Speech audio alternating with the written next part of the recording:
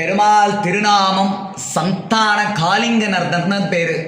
இந்த கிருஷ்ணருக்கு என்ன சிறப்புன்னு கேட்டீங்கன்னா, ஒரு கையில நவநீதம் வச்சுட்டு பேர், இன்னொரு கையில காளிங்கன் அப்படிங்கிற ஒரு நாகத்தை காலில் வச்சுட்டு அவரோட வாழை கையில வச்சுட்டு இருப்ப. இந்த சுவாமிக்கு அஷ்டமி திதியில வாழை இலையில சர்க்கரையை பரப்பி அதனால நெய்யில ஒரு கோலம் போடணும். இந்த கிருஷ்ணருக்கு ஒரு பிரத்யட்சமா ஒரு கோலம் உண்டு.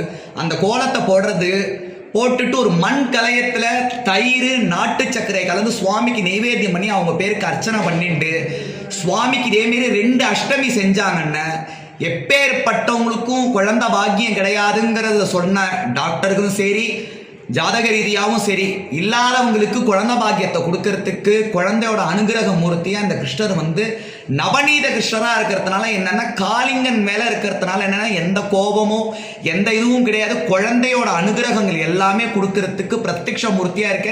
இவருக்கு கீழே அந்த காலத்திலேருந்து சுரங்கபாதையோட அமைப்புகள் உண்டு. அது காலப்போக்கில் கொஞ்சம் சிதலமடைஞ்சதுனால அந்த சுரங்கபாதையை மூடி இருக்கு.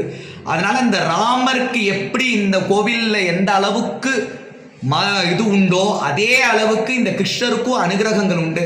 அதனால யாராருக்கு குழந்தை பாக்கியங்கள்ல தடைபடுறதோ, குழந்தை பாக்கியங்கள் இல்லையோ, கல்யாணம் ஆகி 4 வருஷம் ஆகி 5 வருஷம் ஆகி 15 வருஷம் ஆகி குழந்தை பாக்கியம் இல்லைங்கிறாங்களோ அவங்க அஷ்டமி திதியில வளர்பிறை அஷ்டமி, தேய்பிறை அஷ்டமி மாசத்துல வர 2 அஷ்டமிக்கு சுவாமிக்கு சொன்ன பரிகாரங்களை செஞ்சுட்டு அவங்க திருநாமத்துக்கு அர்ச்சனை பண்ணிட்டு போனாங்கன்னா இந்த 2 அஷ்டமி முடியறதுக்குள்ள அவங்களுக்கான சுபகாரியங்களும் குழந்தை பாக்கியத்தை கொடுப்பேங்கிறது இந்த கிருஷ்ணரோட அனுகிரகமா நடந்துட்டு இருக்கு. அதனால எல்லாரும் கிருஷ்ணரை தரிசனம் பண்ணிட்டு அந்த பாக்கியத்தை பெறணுங்கிறதுக்கு கோவில் சார்பாகவும் ஆலயத்து சார்பாகவும் சொல்றோம். அதனால எல்லாரும் சந்தான கிருஷ்ணரை தரிசனம் பண்ணுறதுக்கான பாக்கியத்தை கிடைக்கணுங்கிறதுக்கு விழைஞ்சுக்கிறோம். ரொம்ப சந்தோஷம். ராம் ராம். ரொம்ப சிறப்பான முறையில் இந்த ஆலயத்தோட பட்டாச்சாரியார் இந்த தளத்தில் இருக்கக்கூடிய கிருஷ்ண பரமாத்மாவை எவ்வாறு வழிபாடு செய்யும் பொழுது நமக்கு குழந்தை பாக்கியம் கிடைக்கும் அப்படிங்கிறதெல்லாம் ரொம்ப சிறப்பான முறையில் எடுத்துரைச்சார். அது எல்லாத்தையுமே நம்ம நல்லா கேட்டுக்கிட்டோம்.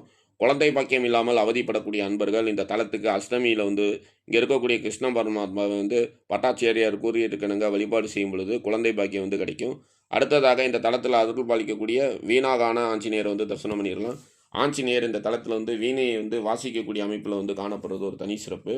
வீணாகான ஆஞ்சநேயர் நம்ம எல்லாரும் நல்லா தரிசனம் பண்ணிக்கிறோம். இசைத்துறையில் சிறந்து விளங்கணும் அப்படின்னு சொல்லி நினைக்கக்கூடிய அன்பர்கள் இந்த தளத்தில் இருக்கக்கூடிய இந்த ஆஞ்சநேயர் வழிபாடு செய்யலாம். வலங்கைமான் மதுவன ராமர் ஆலயத்தில் ராமபிரான் பார்த்தோம் அப்படின்னா கிழக்கு நோக்கி அமர்ந்த கோலத்தில் காணப்படுறாரு. சின்முத்திரையோடு காணப்படுறாரு.